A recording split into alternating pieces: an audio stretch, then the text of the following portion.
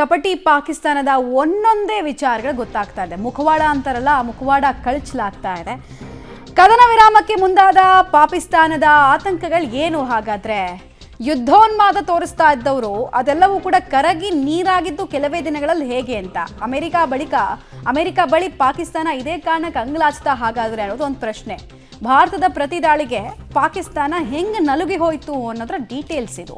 ಕಪಟಿ ಪಾಕಿಸ್ತಾನ ಹಿಂಗೆ ಅಂಗಲಾಚೋದಕ್ಕೆ, ಅಮೆರಿಕದ ಪಾದವನ್ನು ನೆಕ್ಕೋದಕ್ಕೆ ಏನು ಕಾರಣ ಅನ್ನೋದನ್ನು ಕೂಡ ನಾವು ಹೇಳ್ತಾ ಹೋಗ್ತೀವಿ. ಏನೇನು ಕಾರಣ ಅಂತ ನೋಡಿದಾಗ, ಅಮೆರಿಕ ಇಂಟರ್ವ್ಯೂನ್ ಆಗೋದಕ್ಕೆ ಏನೇನು ಕಾರಣ ಅಂತ ನೋಡಿದಾಗ, ಭಾರತ ಡೆಡ್ಲಿ ಅಟ್ಯಾಕನ್ನು ಮಾಡ್ತಾ ಇದ್ದಿತ್ತು. ಕೇವಲ ಉಗ್ರ ನೆಲೆಗಳನ್ನು ಮಾತ್ರ ಟಾರ್ಗೆಟ್ ಮಾಡಲಿಲ್ಲ, ಮಿಲಿಟ್ರಿ ಪ್ರಾಪರ್ಟಿಗಳನ್ನ ಕೂಡ ಟಾರ್ಗೆಟ್ ಮಾಡೋ ಕೆಲಸವನ್ನು ಭಾರತ ಮಾಡ್ತು. 90 ನಿಮಿಷಗಳ ಅವಧಿಯಲ್ಲಿ 9ಕ್ಕೂ ಹೆಚ್ಚು ಏರ್ ಬೇಸ್ಗಳ ಮೇಲೆ ಸ್ಟ್ರೈಕು. ಏರ್ ಬೇಸ್ ಅಂದರೆ ಏನು ಗೊತ್ತಾ ನಿಮಗೆ? ಒಂದು ಅಲ್ಲಿ ಮಿಲಿಟರಿ ಇಕ್ವಿಪ್ಮೆಂಟ್ಸ್ ಇರುತ್ತೆ, ಇನ್ನೊಂದು ಟ್ರೈನಿಂಗ್ ಆಗ್ತಿರುತ್ತೆ.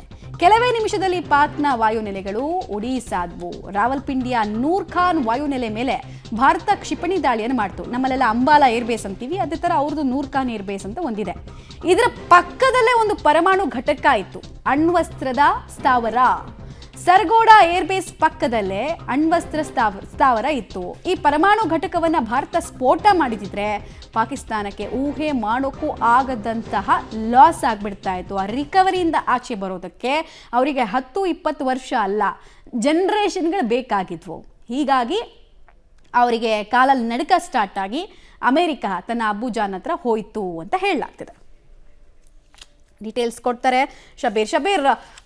ಭಾರತದ ಸ್ಟ್ರಾಟಜಿಕ್ ಮೂವ್ ಮತ್ತು ಪ್ರಿಸೈಸ್ಡ್ ಟಾರ್ಗೆಟ್ ಮಾಡಿದ್ರ ವಿಚಾರ ಒಂದು ಪಾಕಿಸ್ತಾನಕ್ಕೆ ಹೇಗೆ ನಡುಕ ಉಂಟು ಮಾಡ್ತು, ಆಮೇಲೆ ವಿಶ್ವದ ದೊಡ್ಡ ದೊಡ್ಡ ಪ್ಲೇಯರ್ಗಳು ಕೂಡಲೇ ಇಂಟರ್ವ್ಯೂನ್ ಆಗೋದಕ್ಕೆ ಹೆಂಗೆ ಪ್ರಮುಖ ಪಾತ್ರ ವಹಿಸ್ತು ಅನ್ನೋದನ್ನು ನಾವು ಡೀಟೇಲ್ ಮೂಲಕ ನೋಡ್ತಾ ಇದ್ವಿ. ಇನ್ನಷ್ಟು ಮಾಹಿತಿ ಇದ್ರ ಬಗ್ಗೆ ಕೊಡೋದಾದ್ರೆ, ಹಿಂಗೆ ಇದೇ ಮೂಮೆಂಟಮು ಸ್ಪೀಡ್ ಕಾಪಾಡ್ಕೊಂಡಿದ್ದಿದ್ರೆ ಪಾಕಿಸ್ತಾನದ ಅಡಿಯಿಂದ ಮುಡಿ ತನಕ ಅವ್ರಿಗೆ ಪಾಠ ಕಲಿಸೋದು ಸುಲಭ ಆಗ್ಬಿಡ್ತಿತ್ತು ಅಂತ. ಮಮತಾ, ಆರಂಭದಲ್ಲಿ ಪಾಕಿಸ್ತಾನ ಕೂಡ ಸಾಕಷ್ಟು ಯುದ್ಧದ ಉತ್ಸಾಹವನ್ನು ತೋರಿತ್ತು. ನಾವು ರಕ್ತವನ್ನು ಹರಿಸ್ತೀವಿ, ಅಣ್ವಸ್ತ್ರವನ್ನು ಪ್ರಯೋಗಿಸ್ತೀವಿ, ಬಹಳ ದೊಡ್ಡದಾಗಿ ಏನೇನೋ ಮಾಡ್ಬಿಡ್ತೀವಿ ಅನ್ನೋ ಥರದಲ್ಲಿ ಬಹಳ ದೊಡ್ಡದಾಗಿ ಮಾತಾಡ್ತಾ ಇದ್ರು.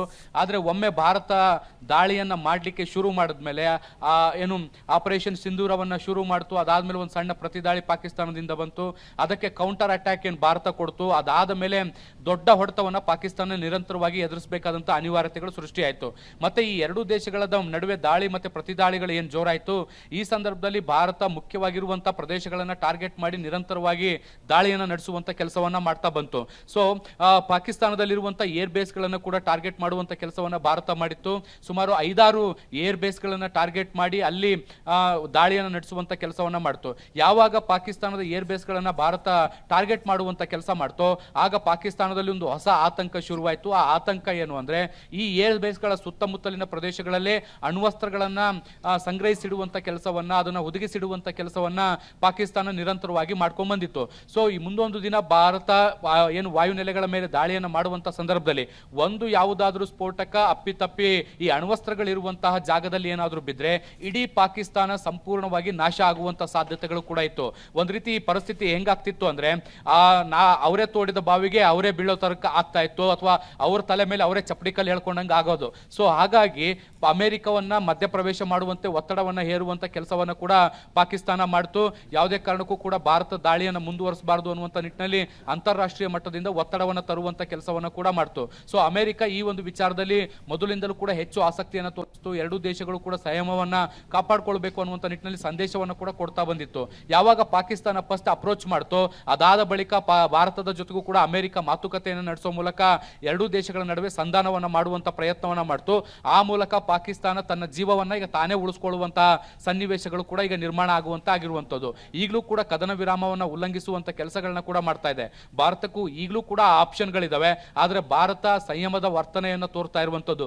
ನಿನ್ನೆ ಗಡಿಯಲ್ಲಿ ಅಪ್ರಚೋದಿತ ಗುಂಡಿನ ದಾಳಿಯನ್ನ ಮಾಡುವಂತದ್ದು, ಡ್ರೋನ್ಗಳನ್ನ ಆರಿಸುವಂತ ಕೆಲಸವನ್ನ ಮಾಡಿದ್ರು ಕೂಡ ಅದಕ್ಕೆ ಯಾವುದೇ ರೀತಿಯಾದಂತಹ ಪ್ರತಿಕ್ರಿಯೆಯನ್ನು ಕೊಡದೆ ಶಾಂತವಾಗಿ ಬಿಹೇವ್ ಮಾಡುವಂತ ಕೆಲಸವನ್ನ ಮಾಡ್ತಿದೆ. ಯಾಕೆಂದ್ರೆ ಅಂತಾರಾಷ್ಟ್ರೀಯ ಮಟ್ಟದಲ್ಲಿ ಈಗ ಚರ್ಚೆ ವಿಷಯ ಇರುವಂತಹ ಹಿನ್ನೆಲೆಯಲ್ಲಿ ಒಂದಷ್ಟು ಅಂತಾರಾಷ್ಟ್ರೀಯ ಗೌರವವನ್ನ ಕಾಪಾಡ್ಕೊಳ್ಬೇಕು, ಘನತೆಯನ್ನ ಕಾಪಾಡ್ಕೊಳ್ಬೇಕು ಅನ್ನುವಂಥ ಕಾರಣಕ್ಕೆ ಭಾರತ ಈಗ ಸದ್ಯಕ್ಕೆ ಸುಮ್ಮನಾಗಿದೆ. ಆದರೆ ಈ ಒಂದು ಪಾಕಿಸ್ತಾನದ ದುರ್ವರ್ತನೆ ಮುಂದುವರೆದ್ರೆ ಖಂಡಿತವಾಗ್ಲೂ ಇದು ಏನು ಆಗಬಾರ್ದು ಅಂತ ಪಾಕಿಸ್ತಾನ ಅಂದ್ಕೊಂಡಿದೆ, ಬಹುಶಃ ಅದು ಆಗುವಂತ ಲಕ್ಷಣಗಳು ಕೂಡ ಕಾಣಿಸುತ್ತೆ ಮಮತಾ. ರೈಟ್, ಹಾಗೆ ಸಂಪರ್ಕದಲ್ಲಿರಿ ಶಬೀರ್, ವಾಪಸ್ ಬಂದೆ. ಸೊ ಗಮನಿಸ್ತಾ ಇದ್ವಿ ನಾವು ಯಾವ್ಯಾವ ಕಾರಣಕ್ಕೋಸ್ಕರ ಪಾಕಿಸ್ತಾನ ಬೇಡ್ಕೊಳ್ತು, ಒಂದೇ ಸಮನೆ ಒಂದೇ ಕಣ್ಣಲ್ಲಿ ಅಳ್ತು ಅನ್ನೋದಕ್ಕೆ ಸಂಬಂಧಪಟ್ಟಂತ ಡೀಟೇಲ್ಸು. ಒಂದು, ಅವ್ರಿಗೆ ಲಾಸ್ ರಿಕವರಿಗೂ ಟೈಮಿಂಗ್ ಬೇಕಿತ್ತು.